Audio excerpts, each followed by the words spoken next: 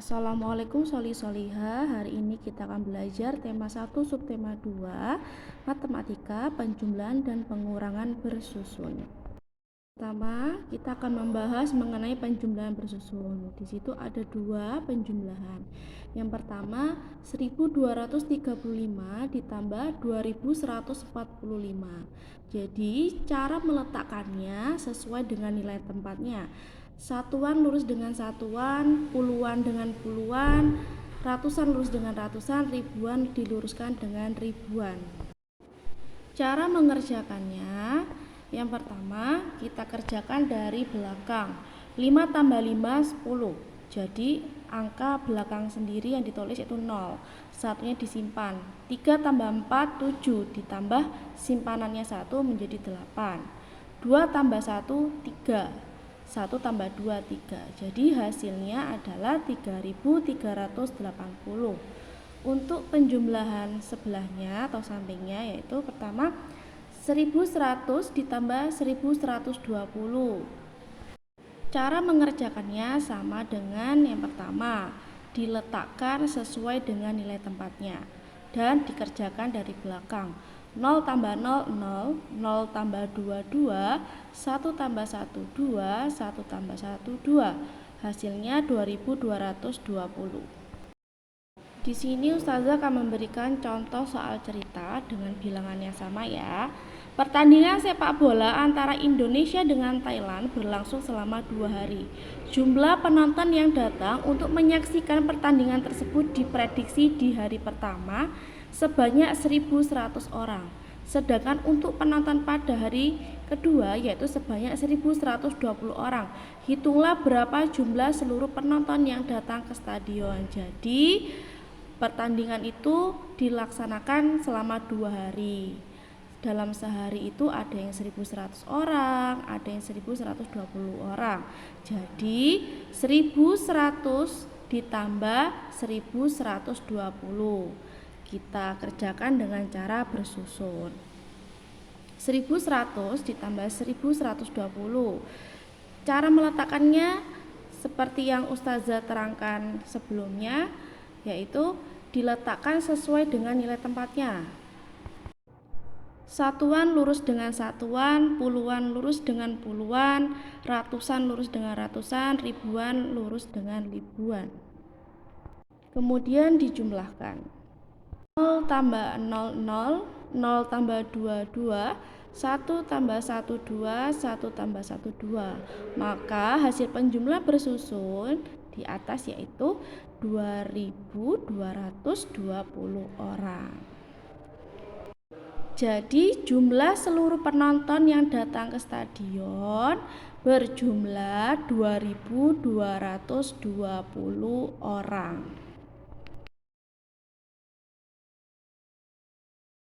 Selanjutnya kita akan belajar mengenai pengurangan bersusun. Nah, di situ ada 2 contoh ya.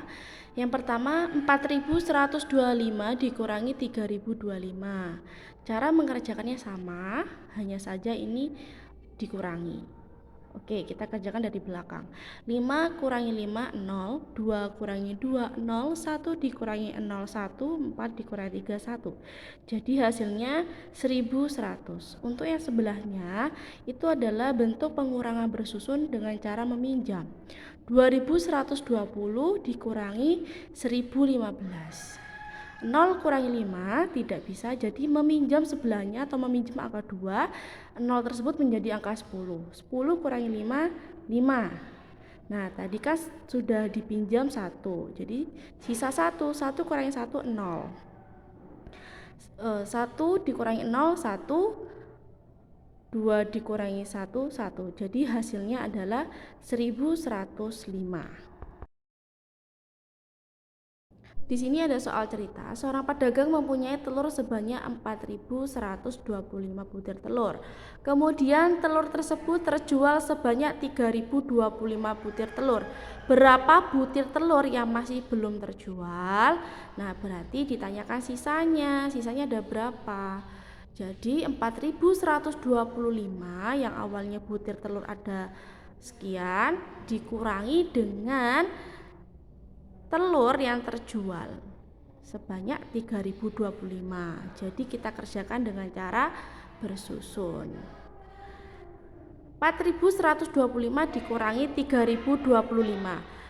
Kita kerjakan dari belakang. 5 kurangi 5 0, 2 dikurangi 2 0, 1 dikurangi 0 1, 4 dikurangi 3 1. Jadi butir telur yang masih belum terjual sebanyak 1100 butir telur. Tadi kita sudah belajar mengenai pengurangan dan penjumlahan bersusun. Nah, sekarang kita akan belajar mengenai pertumbuhan dan perkembangan manusia. Pertumbuhan pada manusia. Pertumbuhan pada manusia mengacu kepada perubahan fisik berupa pertambahan ukuran, volume, tinggi, dan masa pertumbuhan tidak bisa balik lagi seperti semula. Contohnya tinggi badan. Tinggi badan kamu yang sekarang tidak bisa berubah lagi jadi seperti saat kamu masih kecil dulu. Jadi ketika tinggi badan kalian masih menjadi balita dan sekarang menjadi anak-anak pasti mengalami perubahan. Begitu. Tinggi badan saat balita beranjak ke anak-anak pasti mengalami perubahan dari sekian bertambah menjadi sekian. Jadi pertumbuhan itu bisa dibilang ada perubahan angkanya, atau lebih tepatnya bisa diukur dan dinyatakan dalam angka. Perkembangan pada manusia. Perkembangan tidak bisa dilihat dengan diukur dan ditimbang.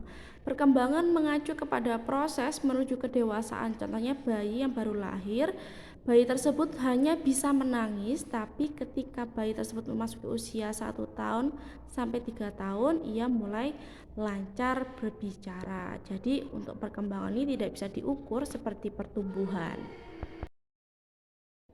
Faktor yang mempengaruhi pertumbuhan dan perkembangan pada manusia. Faktor adalah suatu hal yang mendukung. Jadi yang di sini dimaksud dengan faktor adalah hal yang mendukung atau mempengaruhi pertumbuhan dan perkembangan pada manusia. Pertumbuhan manusia terjadi sejak di dalam kandungan setelah lahir. Pertumbuhan manusia bertambah besar dari bayi hingga dewasa. Setelah dewasa, pertumbuhan manusia berhenti. Namun, perkembangan emosi dan pikiran manusia terus berkembang. Pertumbuhan dan perkembangan makhluk hidup dipengaruhi oleh makanan, kebiasaan olahraga, dan yang diturunkan oleh orang tua. Yang pertama adalah faktor gen. Gen adalah sifat yang diturunkan dari orang tua. Gen sangat pengaruh dalam menentukan ciri dan juga sifat manusia. Contoh yang diturunkan dari gen adalah bentuk tubuh manusia, tinggi tubuh manusia, warna kulit manusia, bentuk hidung, wajah, alis, mata, dan masih banyak yang lainnya. Yang kedua, makanan. Makanan sangat berpengaruh terhadap pertumbuhan dan perkembangan manusia. Makanan yang penting untuk pertumbuhan dan perkembangan adalah makanan yang menyehatkan dan bergizi. Macam-macam makanan bergizi. Yang pertama karbohidrat, contohnya nasi, gandum, kentang. Kedua lauk pauk, 3 sayur-sayuran, 4 buah-buahan, 5 susu.